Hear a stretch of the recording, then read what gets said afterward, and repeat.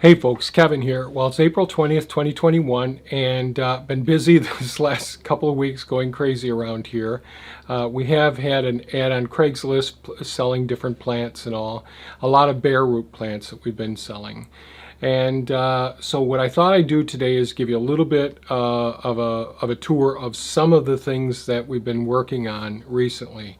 So in today's video, we're going to take a walk over to the western side of the property where the high winds come through from my neighbor's property.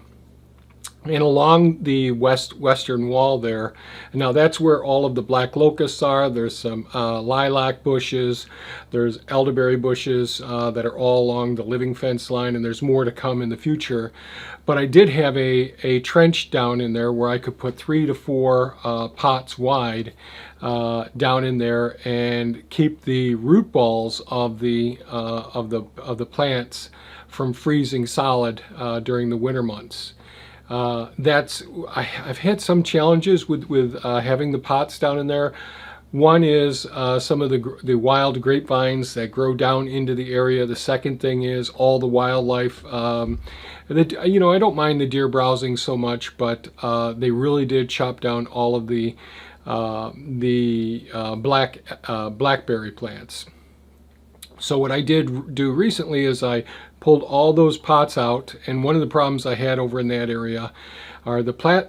We've gone through a whole bunch of different plant label systems. We started off putting the ones like the little sticks, the plastic sticks that stick into the pots, but all of those ended up getting blown out. And then we end up using the aluminum ones, but the wires on the aluminum ones all snapped off. Not all of them, but enough of them where it got to be a problem. And then I went to, at the recommendation of, I think it was Edible Acres, Sean was using labels and a wax pen. Now the wax pen actually stays viable on the white plastic labels. And those white plastic labels are very manipulatable. They fold and bend very, very well during the summertime. But as soon as the temperatures get much below freezing, let's say around 15 degrees Fahrenheit, as soon as the wind hits them, they shatter into pieces. So the long story short is we've had lots of problems with plants not being able to identify them. So what I thought I'd do is get all those plants out of the trench area, get them up onto a weed mat area, going perpendicular to the axis the way that they were being set there. Sort out all the ones that I knew the plants were so that we could sell those, and also get a group of the ones that we have yet to identify because the labels all went off as well, blew off. So that's one of the things. And one of the things we'll do is go around and see most of the hardwood cuttings. I shot this a little while ago and it just dawned on me I forgot to show in the western garden plot red currants that are growing in there. But so we take a look at the plants that are in the pots, and I just potted up since doing this video some more plants, the gooseberries and all. I've had a lot of plants healed in, but it's been unusually warm. Now right now we're going to have snow the next couple of days, but I really haven't had a spot that's really dark and cool for healing in so many of the plants. And healing in is just basically once you pull up the bare root plants and you don't have time to either pot them up, or you don't have time to, or the sales aren't going quickly enough, you put them into a place and try to maintain their dormancy. It doesn't stress them out too much. They're still very viable when people go to purchase them or when you pot them up. But it's an easy way of getting a bunch of plants into a small area, covering up their roots, and trying to keep them as quiescent or dormant as long as possible. But now things are starting to change, so I'm pulling up some of the healed in plants and getting those potted up as well. So we'll take a look at some of the hardwood cuttings that we've got started in the eastern garden plot, and I think that covers all the ones that we went through with the video. I also mentioned pretty soon I hope to get some better footage of doing the sheet mulching system that we're doing, and that'll come up in another video.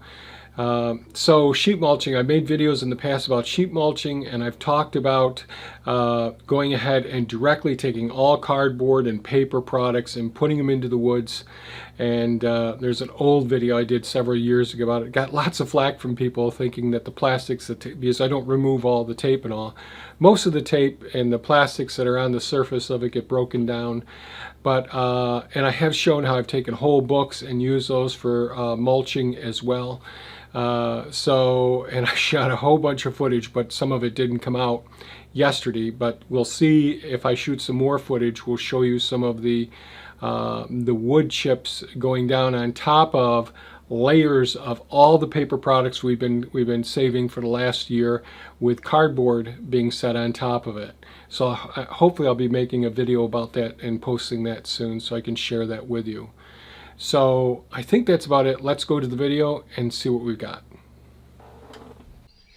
Alright, so we're out here on the western area of the property, and one of the things we're going to look at over here is the area where I had a trench in here for the last couple of years. Right in this whole area here, there's a trench right along this property line. I went ahead and took all the potted plants out because that's where I was maintaining the potted plants throughout the winter months. So, and that's worked out very well. It really did try to protect them from all of these severe western winds that we get from the west side of the property here. But it did provide too much shade, and some of the wild grapevines and all were growing down into them, and the deer were coming up and just browsing on them. So I decided what I do this year is get them out and put them into a little nursery area. So we'll take a look at, some of the things I've been doing, working on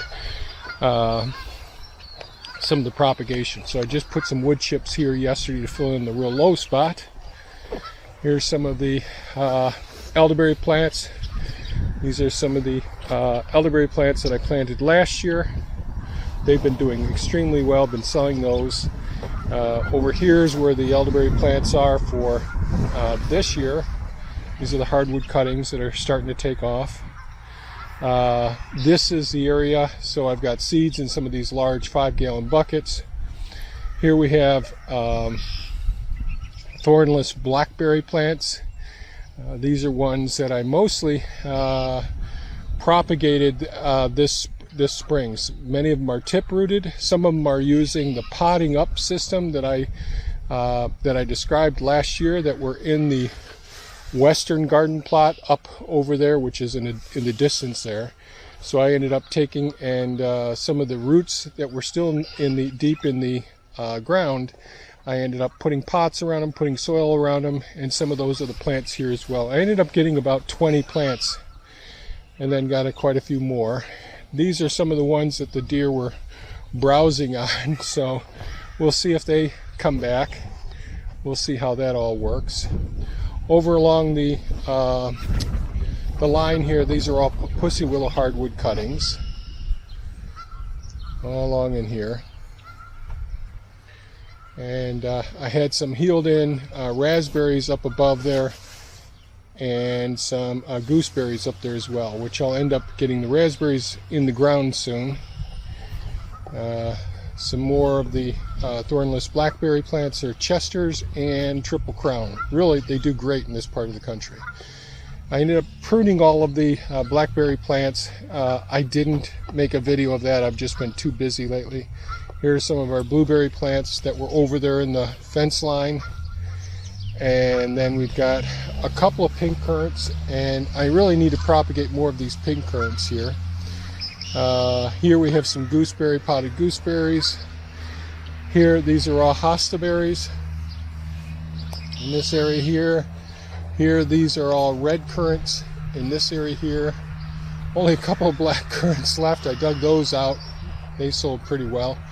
And down here I have, one of the problems, we have those high winds, and these labels here, when these labels, they're very flexible when the weather is pretty decent.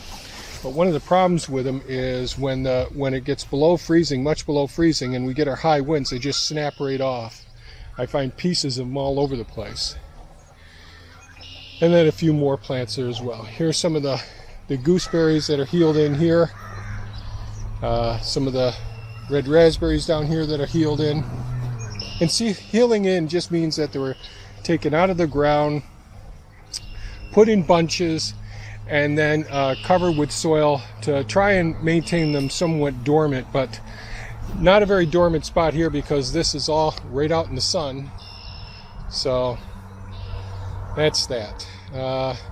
So by the deer browsing pretty heavily and issues over there, that it just didn't work out as well as I had hoped over there in the edge. So I decided to bring them up, put down a weed mat down so that I'm not having them compete with the weeds. And we'll see how things go from here. Hopefully next year we'll have more of a nursery and be able to sell a heck of a lot more plants. I'm going to try and propagate more as we go. Let's go over here along the western garden plot. And I think I mentioned a couple weeks ago in one of the videos that I came over here with the excavator and I pulled back some of the wood chips that were just a simple mound like over here on this side, but much deeper mound. I've got to raise all this chain link kennel panels up, but I went ahead and took the excavator and I pulled and made basically a trench along in here. And then what I did was I am stooling or layering, so laying these gooseberry plants all on their sides and just leaving small amounts of them up. So it's hard to actually see them, but right along the wood chips there you'll see some of them. And that will allow them to start sending up shoots. And at the time I didn't have any other soil. This was a soil I went over where the old homestead, and I mentioned that in previous videos, was. The geese are all talking to each other here this morning. And so here's all different gooseberries. So we got 2 different varieties in this section here. And I still have to mulch this area. I haven't mulched it yet. So now we'll go over to the eastern garden plot and we'll look at some of the propagation of some of the hardwood cuttings. Everybody's a bit excited here this morning.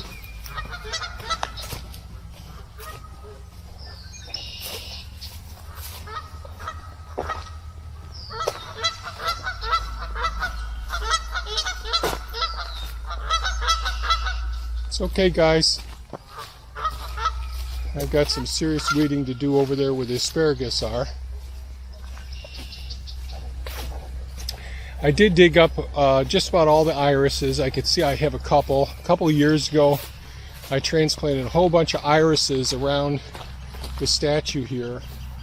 And unfortunately, the weeds just got the better part of me, as I mentioned throughout all last year's garden videos. And so I dug up as many of the irises as I could, and one of the trees that I transplanted, I went ahead and put the irises in, and I just got to dig up a lot of these here, and then I'm going to do some cardboard and some wood chips on top of this. Just got to come back in here and get the rest of these irises up, and we'll deal with that. So here in this bed here, and this is my first time using from Tractor Supply, Thea went and picked up I think 12 or 11 vacuum sealed bedding, which are just small pine shavings. And so I basically just stuck the hardwood cuttings, so we'll see how these do. The black currants, all the different ribes do extremely well with hardwood cuttings when they're early in the season. So we should be able to sell quite a few black currants at the end of this season in the fall. And then over here is another bed of hardwood cuttings, and we've got here these 2 rows here. This one, the 2 on the right, are both Illinois mulberries. We really love these. Then we have 2 rows of hosta berries, and I absolutely love these. Most people aren't familiar with the hosta berries. It seems like when people call for plants and all, they're familiar with the various currants, but the hosta berry is a cross between the gooseberry and the black currant. So they don't have quite as much nutrient densities as the black currants do, but boy do they taste good. And then we have the high bush cranberries here in this final row over here. So we'll see how all of those do. And of course I haven't done anything with the strawberries here. And I haven't done anything with the rain gutter here. I was planning on getting a bunch of the extra strawberries over here into the rain gutter bed. And yeah, so here are our strawberry beds. And it looks like the ones that I transplanted here last fall, so this is the one that was reduced numbers of strawberries, but it looks like quite a few of them are taking off. I've got to transplant a few more over into this bed, but they're looking pretty good so far. And this is the one that's a little too overcrowded, so I've got to get in here and pull a few more of these out and get them into the rain gutter garden there. And I've thought about selling strawberries early in the spring and all, but I'm just too busy right now.Maybe once Thea retires, we may do that. And I've got to get over there and prune all of the sage over there, and what else? Thyme. The thyme up front is looking good. I'll try and make a video of that in the future.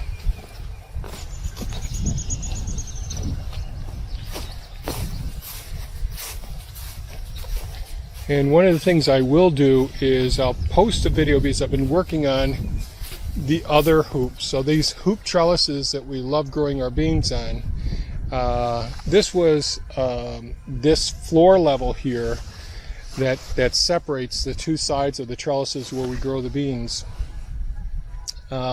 Used to be about a little over a foot deeper than what it is now, 1 foot to 1.5 foot deeper.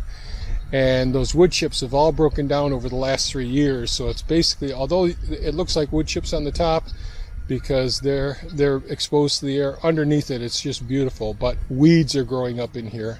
So one of the jobs I'm doing is I'm hauling out cardboard and paper products, laying it down, and then starting to put wood chips on top of it. And that takes a bit of time, but I'll post a video about that soon.